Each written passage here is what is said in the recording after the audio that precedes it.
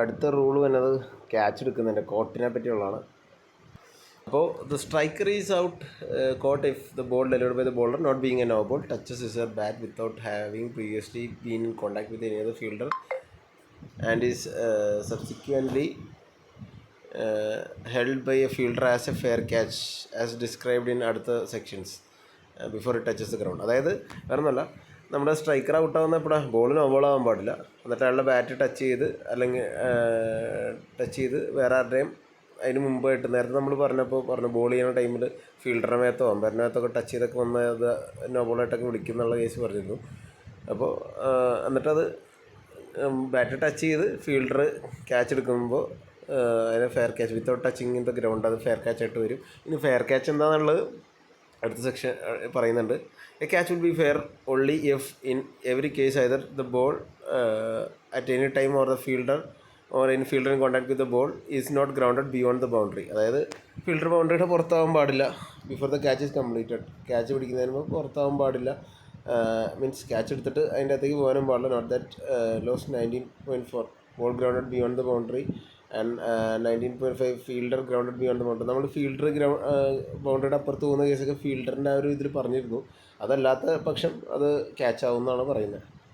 നമുക്കറിയാവുന്ന കാര്യങ്ങളാണ്, just rules വായിച്ചു പോകുന്നുള്ളൂ. Furthermore a catch will be fair if any of the following conditions applies. Fair വേറെ രീതിയിൽ ഫെയർ ഏതൊക്കെയാണ്? Ball is held in the hand or hands of a fielder even if the hand holding the ball is touching the ground. നമ്മൾ catch എടുക്കുമ്പോൾ ഗ്രൗണ്ടിലേക്ക് hand touch ചെയ്തെങ്കിൽ ball touch ചെയ്യേണ്ടിരുന്നാൽ മതി. Or is hug to the body, നമ്മുടെ ബോഡിയിൽ hug ചെയ്തിരിക്കും. Or lodges in the external protect equipment worn by a fielder or lodges accidentally in the fielder's clothing. അപ്പോൾ നമ്മളിപ്പോൾ ക്യാച്ച് എടുക്കുക എന്ന് പറഞ്ഞാൽ എങ്ങനെ ആക്സിഡൻ്റലി ഒരു ബോൾ ഇപ്പോൾ അടിച്ച് നേരെ നമ്മുടെ കീപ്പറിൻ്റെ പാഡിൻ്റെ അകത്തേക്ക് കുടുങ്ങി, അങ്ങനെയുള്ള ഇതൊക്കെ അതായത് ആണ് എക്സ്റ്റേണൽ പ്രൊട്ടക്റ്റീവ് എക്യുപ്മെൻ്റ് ആണല്ലോ കീപ്പറിൻ്റെ. അപ്പോൾ അയാളുടെ ഇതിൽ ലോഡ്ജ് ആയി കഴിഞ്ഞാൽ എന്നിട്ട് അത് ക്യാച്ചായി. അപ്പോൾ അയാളുടെ കയ്യിൽ അത് ഒതുങ്ങി എന്നുള്ള പോലെയായി, അല്ലെങ്കിൽ ഹഗ് ചെയ്ത് അത് പിടിച്ചു, അങ്ങനെയുള്ള കാര്യങ്ങളും ഫീൽഡറിൻ്റെ ക്ലോത്തിങ്ങിൽ ആക്സിഡൻ്റലി കുടുങ്ങിയാലും അതൊക്കെ ക്യാച്ചായിട്ട് പരിഗണിക്കപ്പെടും എന്നാണ് ഇവർ പറയുന്നത്. A fielder catches the ball after it has been lawfully struck more than once by a striker. Lawfully more than once struck ചെയ്യുന്ന റൂളുണ്ട്. ഹിറ്റ് ദ ബോൾ ട്വൈസ്, അത് നമ്മുടെ റൂൾ നമ്പർ 30 അല്ലെങ്കിൽ ലോമൻ നമ്പർ 34 അത് വരുന്നത്. അപ്പോൾ അത് ആ ഒരു അങ്ങനെ സ്ട്രക്ക് ചെയ്തിട്ട് പിടിച്ചാലും but only if it has not been grounded since it was struck. അതായത് രണ്ടാമത്തെ അടിച്ച് കഴിഞ്ഞിട്ടും അതിനിടയിൽ താഴത്ത് മുട്ടരുത് കേട്ടോ. ഇപ്പോൾ ഫസ്റ്റ് അടിച്ചത് താഴത്ത് മുട്ടി, പിന്നെ അത് പൊങ്ങുന്ന ടൈമിൽ ഒരു അടിയും കൂടി അടിച്ച് കഴിഞ്ഞാൽ എന്നിട്ട് പിടിച്ച് കഴിഞ്ഞാൽ അത് ഔട്ടൊന്നുമല്ല.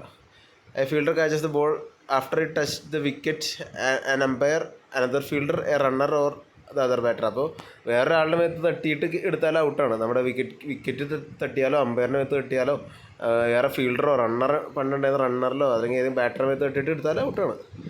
A fielder catches the ball after it has cross the boundary in air and provide that the conditions 33.2.1 are met. അതായത് നമ്മൾ പല ക്യാച്ച്, ഇപ്പോൾ ലാസ്റ്റ് വേൾഡ് കപ്പിൽ സൂര്യകുമാർ യാദവിൻ്റെ ക്യാച്ച് ഉണ്ട്, പുള്ളി അത് എടുത്തു.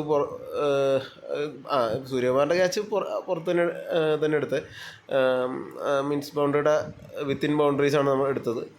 അതേപോലെ ചില ക്യാച്ചുകളുണ്ടല്ലോ, നമ്മൾ പിടിച്ചിട്ട് നേരെ എയറിലേക്ക് എറിയും എന്ന് വെച്ചാൽ അയാളുടെ ബാലൻസ് വിട്ട് അയാൾ ബൗണ്ടറിയിലേക്ക് വന്നിട്ട് തിരിച്ചയാൾ വന്ന് ബൗണ്ടറിയുടെ അകത്തേക്ക് കയറിയിട്ടാണ് പിന്നെ വിത്തിൻ ദ ഫീൽഡാണ് എടുക്കുന്നത്. അപ്പോൾ അങ്ങനത്തെ ക്യാച്ചുകൾ ബോൾ എയറിൽ അതിൻ്റെ അപ്പുറം എത്തിയിരുന്നു. അപ്പോൾ അയാളത് പെട്ടെന്ന് ചാടി പിടിച്ച് അയാൾ ഗ്രൗണ്ട് ആവണതിന് തിരിച്ചെറിഞ്ഞു, എന്നിട്ട് പിന്നെ പുറത്തേക്ക് ഒന്ന് പിടിച്ചു. അപ്പോൾ നമ്മളങ്ങനത്തെ പല ക്യാച്ചുകളും ഇപ്പോൾ പലതിലും കണ്ടിരുന്നു.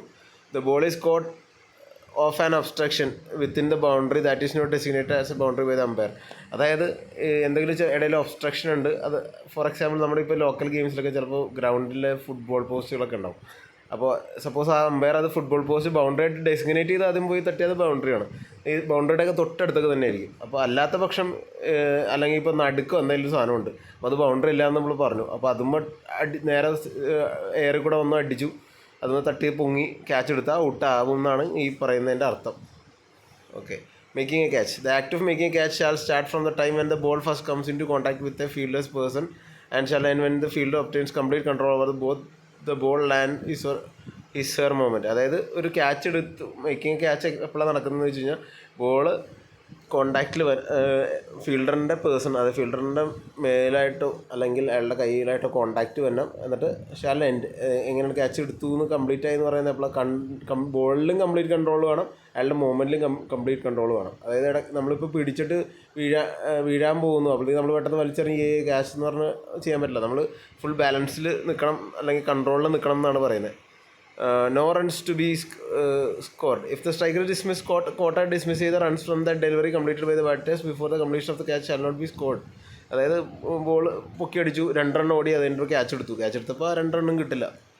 But any runs from penalties award to the either side shall stand. അതിനിടയിൽ പെനാൽറ്റി റൺസ് വല്ലതും വന്നാൽ അത് കിട്ടും. Law 18.11 batter returning to the wicket she has left shall apply from the instant of the completion of the catch.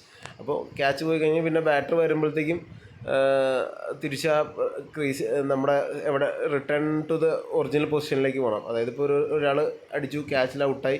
അപ്പോൾ പണ്ടൊരു close ചെയ്ത് കഴിഞ്ഞാൽ next batsman വരുന്നൊക്കെ ഉണ്ടായിരുന്നു. ഇപ്പോൾ അങ്ങനെയൊന്നുമില്ല. ഔട്ടായി കഴിഞ്ഞ് കഴിഞ്ഞാൽ ആ റൂള് തന്നെ മീൻസ് നെക്സ്റ്റ് ബാറ്റ്സ്മാൻ വരുമ്പോൾ അയാൾ ഇപ്പോൾ സ്ട്രൈക്കറായിരുന്നല്ലോ അടിച്ചത്, അയാൾ അടിച്ചിട്ട് ഇപ്പോൾ സിംഗിൾ ഓടി അപ്പുറത്ത് എത്തിയിരുന്നു, പക്ഷേ അപ്പോഴത്തേക്കാണ് ഔട്ടായെങ്കിലും പണ്ടത്തെ റൂളിലൊക്കെ ഈ നോൺ സ്ട്രൈക്കറിലേക്ക് ആ പുതിയ ബാറ്റ്സ്മാൻ വന്നു. ഇപ്പോൾ അങ്ങനെയല്ല, സ്ട്രൈക്കറായിട്ട് തന്നെ വരണം.